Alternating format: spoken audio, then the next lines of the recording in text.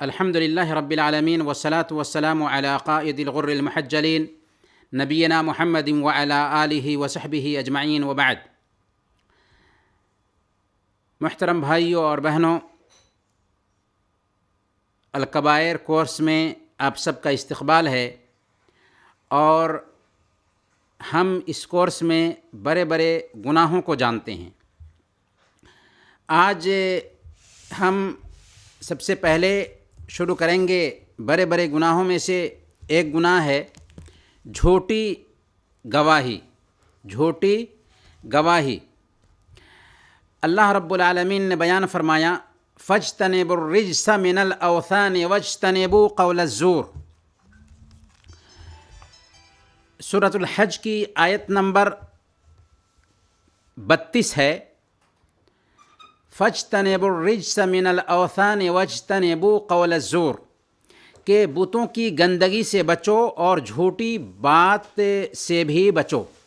اور صحیح بخاری کی حدیث ہے، حضرت ابو بکرہ رضی اللہ تعالیٰ عنہ بیان کرتے ہیں کہ ایک مرتبہ ہم اللہ کے نبی صلی اللہ علیہ وسلم کی مجلس میں بیٹھے ہوئے تھے۔ اللہ کے رسول صلی اللہ علیہ وسلم نے اپنے صحابہ سے 3 مرتبہ فرمایا، کیا فرمایا؟ الا انبئکم باکبر الکبائر، کیا میں تمہیں بڑے گناہوں کے بارے میں نہ بتاؤں؟ کیا میں تمہیں بڑے گناہوں کے متعلق نہ بتاؤں؟ پھر اللہ کے نبی صلی اللہ علیہ وسلم نے اس کی وضاحت کی کہ بڑے بڑے گناہ کیا ہیں۔ آپ نے فرمایا الاشراک باللہ وعقوق الوالدین، اللہ کے ساتھ کسی کو شریک ٹھہرانا اور ماں باپ کی نافرمانی کرنا۔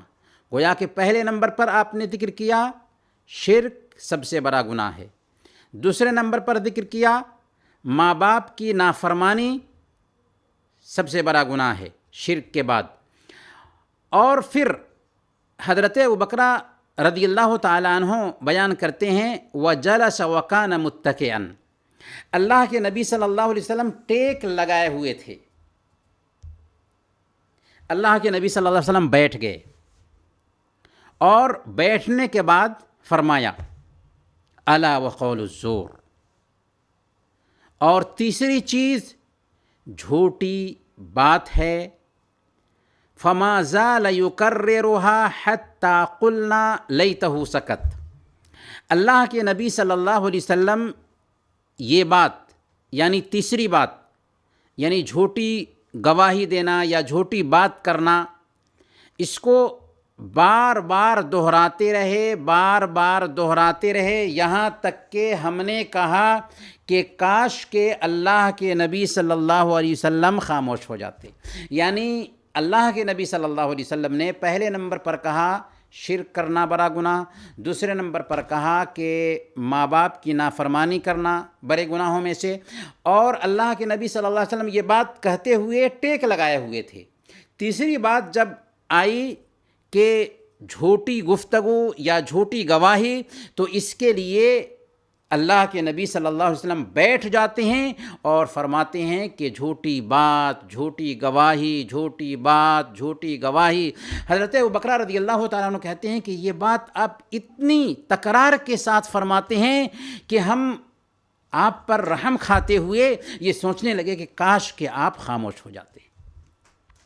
تو اس حدیث سے ہم سمجھ سکتے ہیں کہ کیسی خطرناکی ہے جھوٹی گواہی کی، کیسی خطرناکی ہے جھوٹی بات کی۔ لہذا ایک بندے کو جھوٹی گواہی اور جھوٹی بات سے ہمیشہ پرہیز کرنا چاہیے۔ بڑے گناہوں میں سے ایک گناہ ہے گانے بجانے کے آلات اور موسیقی سننا، میوزک سننا۔ میوزک اور گانے بجانے کے آلات یہ بھی بڑے گناہوں میں سے ایک گناہ ہے۔ میوزک سننا بھی حرام ہے، اور گانے بجانے کے جو بھی آلات ہیں سب کے سب حرام ہیں۔ دلیل کیا ہے؟ اللہ تعالیٰ سورہ اللقمان آیت نمبر 6 میں بیان فرماتا ہے وَمِنَ النَّاسِ مَن يَشْتَرِي لَهْوَ الْحَدِيثِ لِيُضِلَّ عَن سَبِيلِ اللَّهِ، وَمِنَ النَّاسِ مَن یشتری، اور بعض لوگ ایسے ہیں جو لہو الحدیث خریدتے ہیں، فضول باتیں خریدتے ہیں، لیضل عن سبیل اللہ، تاکہ لوگوں کو اللہ کے راستے سے بھٹکائیں، اللہ کے راستے سے گمراہ کریں، اللہ کے راستے سے بہکائیں۔ اس آیت کریمہ کی تفسیر میں حضرت عبداللہ بن مسعود رضی اللہ تعالیٰ عنہ قسم کھا کر کہا کرتے تھے کہ اس آیت سے مراد یعنی لہو الحدیث سے مراد گانے سننا اور گانا ہے، یعنی آلات لہو سے مراد گانا ہے۔ گویا کہ گانا یا میوزک حرام ہے، سننا یا گانا جائز نہیں ہے۔ آئیے اب حدیث کو دیکھتے ہیں، حدیث میں گانے کے بارے میں کیا بتایا گیا ہے۔ امام بخاری رحمۃ اللہ علیہ نے اس حدیث کو اپنی صحیح میں تعلیقاً روایت کیا ہے۔ حضرت ابو مالک اشعری رضی اللہ تعالی عنہ بیان کرتے ہیں کہ اللہ کے نبی صلی اللہ علیہ وسلم نے ارشاد فرمایا، لَيَكُونَنَّ مِنْ أُمَّتِي اقوام یستحلون الحر والحریر والخمر والمعازف۔ اللہ کے نبی صلی اللہ علیہ وسلم فرماتے ہیں کہ میری امت میں کچھ لوگ ہوں گے، ایسے پیدا ہوں گے جو زنا، ریشم، شراب اور گانے بجانے کے آلات کو جائز کر لیں گے، حلال کر لیں گے۔ 4 چیزوں کا ذکر کیا کہ میری امت میں ایسے لوگ پیدا ہوں گے جو زنا کو، ریشم کو، شراب کو اور گانے بجانے کے آلات کو حلال کر لیں گے۔ گویا کہ یہ چیزیں حرام ہیں لیکن لوگ ان کو حلال کر لیں گے۔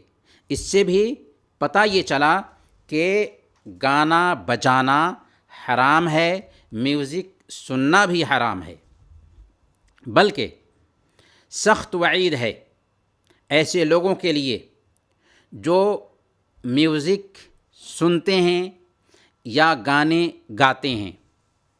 اللہ کے نبی صلی اللہ علیہ وسلم نے اس کی وضاحت ایک حدیث میں کی ہے۔ اس حدیث کو امام ترمذی نے روایت کیا ہے اور علامہ البانی نے اس حدیث کو صحیح قرار دیا ہے۔ حدیث کیا ہے؟ اللہ کے نبی صلی اللہ علیہ وسلم بیان فرماتے ہیں، لَيَكُونَنَّ فِي هَذِهِ الْأُمَّةِ خَسْفٌ وَقَذْفٌ وَمَسْخٌ، میری امت میں ضرور زمین میں دھنس جانا ہوگا، پتھروں کی بارش ہوگی اور شکل و صورت بدل دی جائے گی۔ یعنی 3 طرح کا عذاب آئے گا میری امت میں، زمین میں دھنسا دیا جائے گا، پتھروں کی بارش ہوگی اور مسخن شکل و صورت کو بدل دیا جائے گا۔ کب ہوگا ایسا؟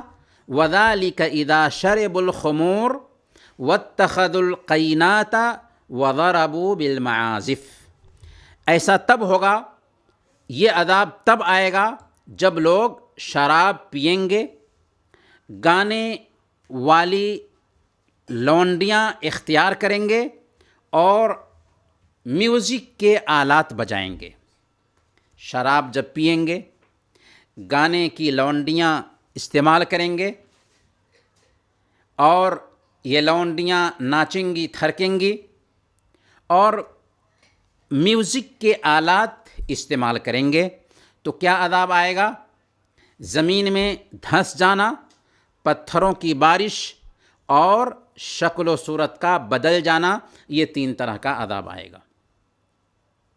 تو اس سے بھی ہمیں پتہ چلتا ہے کہ سخت وعید ہے ایسے لوگوں کے لیے جو گانا گاتے ہیں، گانا سنتے ہیں، یہاں تک کہ میوزک بھی استعمال کرتے ہیں۔ بڑے گناہوں میں سے ایک گناہ غیبت ہے۔ اور غیبت کیا ہے؟ اللہ کے نبی صلی اللہ علیہ وسلم نے اس کی وضاحت کر دی ہے۔ صحیح مسلم کی روایت ہے، اللہ کے نبی صلی اللہ علیہ وسلم نے ایک دن صحابہ کرام سے پوچھا تھا، اتدرون ما الغیبہ، جانتے ہو غیبت کیا ہے؟ صحابہ نے کہا اللہ و رسولہ اعلم، اللہ اور اس کے رسول ہی بہتر جانتے ہیں۔ چونکہ صحابہ کرام نیکیوں کے رسیا تھے، اور جب کوئی ایسی گفتگو ہوتی تھی جس میں علم حاصل کرنے کا موقع مل رہا ہو تو اللہ کے نبی صلی اللہ علیہ وسلم سے کہتے تھے کہ اللہ اور اس کے رسول ہی بہتر جانتے ہیں، تاکہ اس بارے میں مزید تفصیل اور معلومات حاصل کی جا سکے۔ تو اللہ کے نبی صلی اللہ علیہ وسلم نے فرمایا، ذکرک اخاک بما یکرہ، تمہارا اپنے بھائی کے بارے میں اس انداز میں بیان کرنا کہ وہ اس کو ناپسند کرے، یعنی کسی بھائی کے عیب کو اس کے پیٹھ پیچھے بیان کرنا یہ غیبت ہے کہ جب وہ سنے تو اس کو اچھا نہ لگے۔ صحابہ نے پوچھا، افرأیت ان کان فی اخی ما اقول، اے اللہ کے نبی صلی اللہ علیہ وسلم، اگر ہم اپنے بھائی کے عیب کو بیان کرتے ہیں تو یہ غیبت ہے، اگر ہمارے بھائی میں وہ عیب واقعی پایا جاتا ہو جو میں کہہ رہا ہوں تو کیا یہ بھی غیبت ہے؟ آپ نے فرمایا، ان کان فیہ ما تقول فقد اغتبتہ، اگر اس کے اندر کوئی عیب ہے اور تم اس عیب کو بیان کر رہے ہو تو یہی غیبت ہے۔ اپنے کسی بھائی کے عیب کو اس کے پیٹھ پیچھے کسی دوسرے کے سامنے بیان کرنا یہی غیبت ہے۔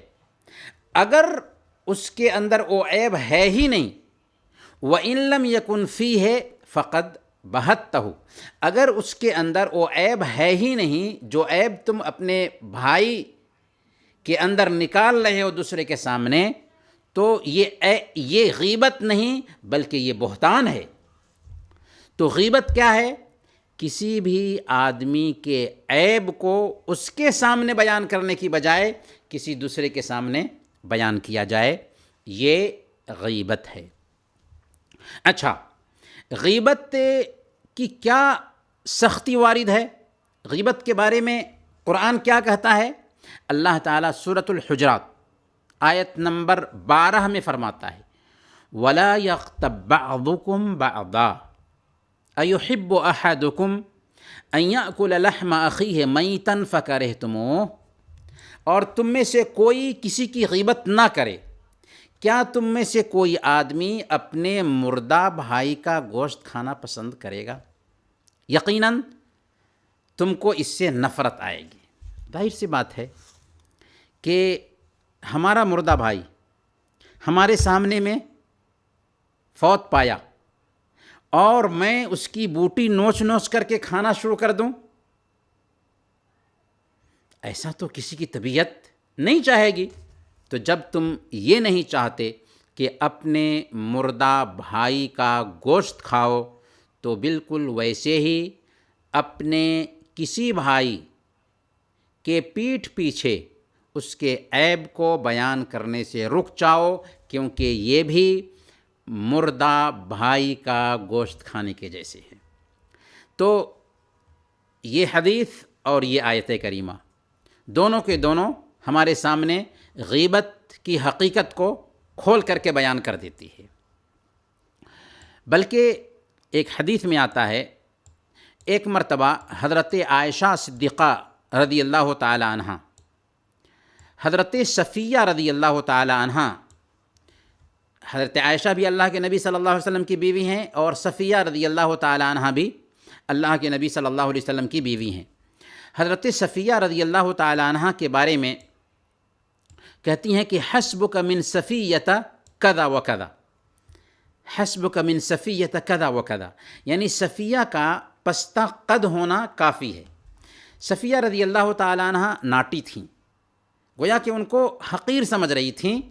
اللہ کے نبی صلی اللہ علیہ وسلم نے فرمایا لقد قلت کلمۃ لو مزجت بماء البحر لمدجتہ، اے عائشہ تو نے ایسی بات کہہ دی ہے کہ اس بات کو سمندر کے پانی میں ڈال دیا جائے تو سمندر کا پانی بھی گدلا ہو جائے۔ کتنی سخت بات ہے۔ کس سے کہہ رہے ہیں؟ اپنی ہی پیاری بیوی حضرت عائشہ صدیقہ رضی اللہ تعالیٰ عنہ سے کہہ رہے ہیں۔ اس لیے کسی کے عیب کو کسی دوسرے کے سامنے نہیں بیان کرنا چاہیے۔ ایک مومن جو ہے نا دوسرے مومن کے لیے آئینہ ہوتا ہے، اور آئینہ کا کام ہے کہ وہ داغ اور دھبا بتاتا ہے۔ جب ہم آئینہ کے سامنے ہوتے ہیں، بالکل ویسے ہی ایک مسلمان دوسرے مسلمان کے سامنے ہو، اس کے اندر کوئی کمی دیکھے تو اس وقت وہ بتائے، یہ نہیں کہ اس کے پیٹھ پیچھے کسی دوسرے کو بتانا ہے۔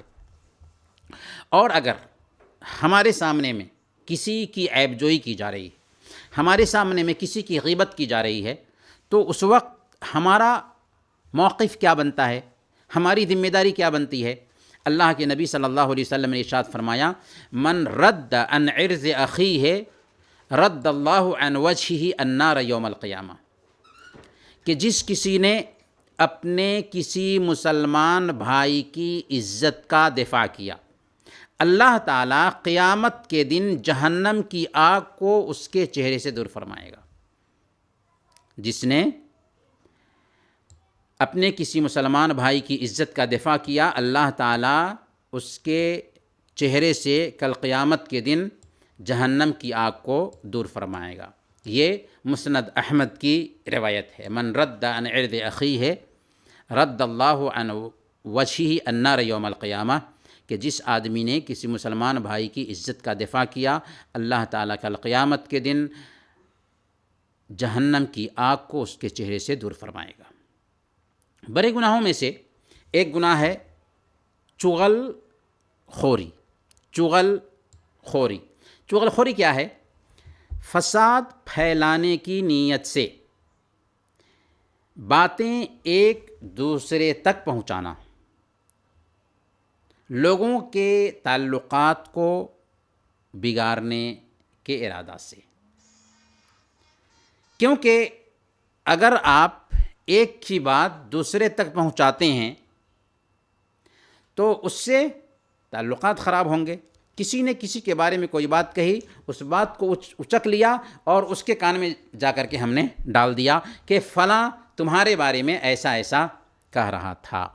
یہ چغل خوری ہے، اور چغل خوری بھی بڑے گناہوں میں سے ایک گناہ ہے۔ اللہ فرماتا ہے وَلَا تُطِعْ كُلَّ حَلَّافٍ مَّهِينٍ حَمَّازٍ مَّشَّاءٍ بِنَمِيمٍ، کہ اے محمد صلی اللہ علیہ وسلم آپ ہر اس آدمی کا کہنا مت مانیے جو زیادہ قسمیں کھانے والا، بے وقار، کمینہ، عیب گو اور چغل خور ہو۔ گویا کہ چغلی کھانا بڑے گناہوں میں سے ایک گناہ ہے۔ اسی لیے اللہ کے نبی صلی اللہ علیہ وسلم نے ارشاد فرمایا لا يدخل الجنت قطات، لا يدخل الجنت قطات، چغل خور جنت میں داخل نہیں ہوگا، چغل خور جنت میں داخل نہیں ہوگا۔ لا يدخل الجنت قطات، چغل خور جنت میں داخل نہیں ہوگا۔ یہ صحیح بخاری کی روایت ہے۔ گویا کہ چغلی کھانا بھی بڑے گناہوں میں سے ایک گناہ ہے۔ بڑے گناہوں میں سے ایک گناہ ہے سرگوشی کرنا۔ سرگوشی کرنا کب منع ہے؟ تب کہ تین لوگ ہوں، ان تین لوگوں میں سے دو لوگ آپس میں گفتگو شروع کر دیں۔ تین لوگ ہوں، ان میں سے دو لوگ آپس میں دھیرے دھیرے گفتگو شروع کر دیں۔ ہاں اگر بہت سارے لوگ ہیں، ان میں سے دو لوگ آپس میں گفتگو کر رہے ہیں یا الگ الگ ٹولیاں آپس میں گفتگو کر رہی ہیں تو منع نہیں ہوگا۔ لیکن تین لوگ ہیں، دو لوگ آپس میں بیٹھ کر کے گفتگو شروع کر دیں تو تیسرے آدمی کو کیا احساس ہوگا کہ شاید گفتگو میرے خلاف ہو رہی ہے۔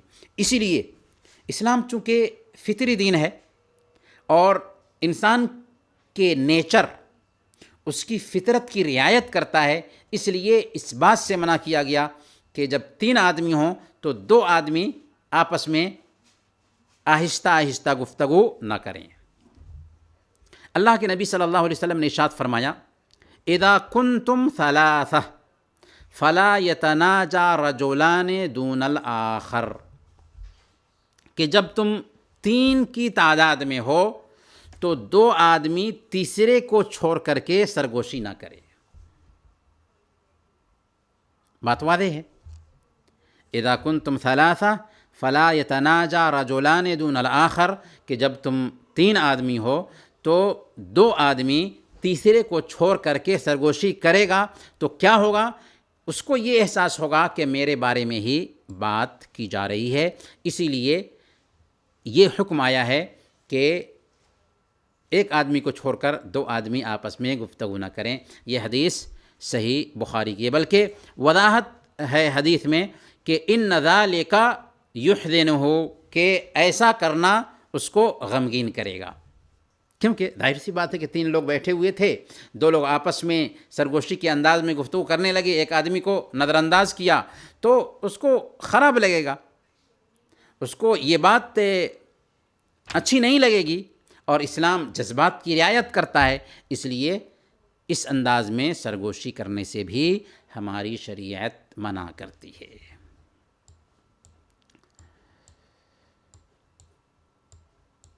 بڑے گناہوں میں سے ایک گناہ ہم لیتے ہیں اور اسی پر آج کا درس ہم ختم کریں گے، وہ ہے لباس کو ٹخنوں سے نیچے لٹکانا۔ لباس کو ٹخنوں سے نیچے لٹکانا، لباس کو ٹخنوں سے نیچے لٹکائے رکھنا لوگوں کے ہاں عام سی بات لگتی ہے، جبکہ اللہ کی نظر میں یہ عام سی بات نہیں ہے۔ اللہ کی نظر میں سخت جرم ہے اپنے کپڑے کو ٹخنے سے نیچے تک لٹکا کر کے چلنا۔